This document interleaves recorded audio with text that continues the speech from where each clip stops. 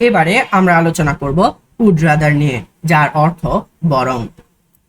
আমরা দেখতে পাচ্ছি এখানে শুরুতেই সাবজেক্ট আছে, তারপর আমাদের যেই ভার্বটা উড রাদার সেটা আছে। এখানে আমরা দেখতে পাচ্ছি যে দেন এই ওয়ার্ডটা এ এবং বি কে যুক্ত করেছে। তার মানে দাঁড়াচ্ছেটা কি? আমরা যেই বাক্যটাতে এমন দেখব যে দেন ওয়ার্ডটা এ এবং বি মানে দুইটা জিনিসকে যুক্ত করবে এবং তাদের মধ্যে একটা তুলনা করবে।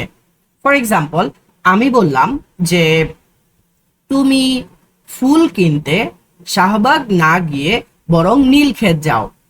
তাহলে আমার কাছে অপশন কয়টা ছিল?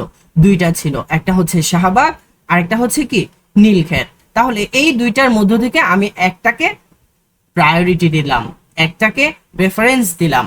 সো এই সিচুয়েশনে আমরা সাধারণত উড রাদার ব্যবহার করে থাকি এবং খুব সহজেই আমরা এই সেন্টেন্সটার অ্যান্সার করতে পারি এই দেন ওয়ার্ডটা দেখে। সাধারণত উড রাদার বসে সেই সকল বাক্যেই যে সকল বাক্যে দেন থাকে, বা যে সকল বাক্যে দেন থাকে সেই সকল বাক্যেই আমরা সাধারণত উড রাদার ব্যবহার করে থাকি। কিন্তু যদি দেন না থাকে তার মানে এই না যে উড রাদার বসতে পারবে না। তবে সাধারণত আমাদের পরীক্ষায় যে প্রশ্নগুলো আসে সেখানে আমরা এই দেন ওয়ার্ডটা পেয়ে থাকি। আমরা যদি এক্সাম্পল দেখে নিই, আই ড্যাশ ডাই দেন বেগ। এখানে দুইটা কিন্তু অপশন দেখতে পাচ্ছি, একটা হচ্ছে মারা যাওয়া আর একটা হচ্ছে ভিক্ষা করা। তাহলে আমরা কি ধরে নিতে পারি না যেটা অপশন এ, এটা অপশন বি, এবং এই অপশন দুইটা দেন দ্বারা যুক্ত হয়েছে।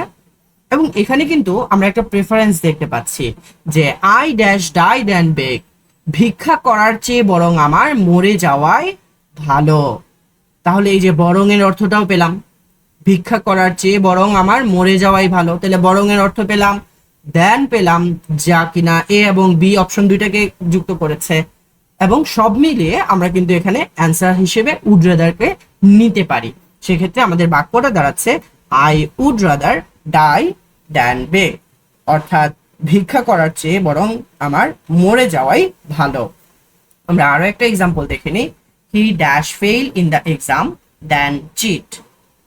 এখানেও আমরা দেখতে পাচ্ছি he dash fail in the exam then cheat, অর্থাৎ এই দেন যুক্ত করেছে ফেইল করাকে, পরীক্ষায় ফেইল করা এবং পরীক্ষায় নকল করা বা চিট করা, এই দুইটাকে যুক্ত করেছে কে? দেন।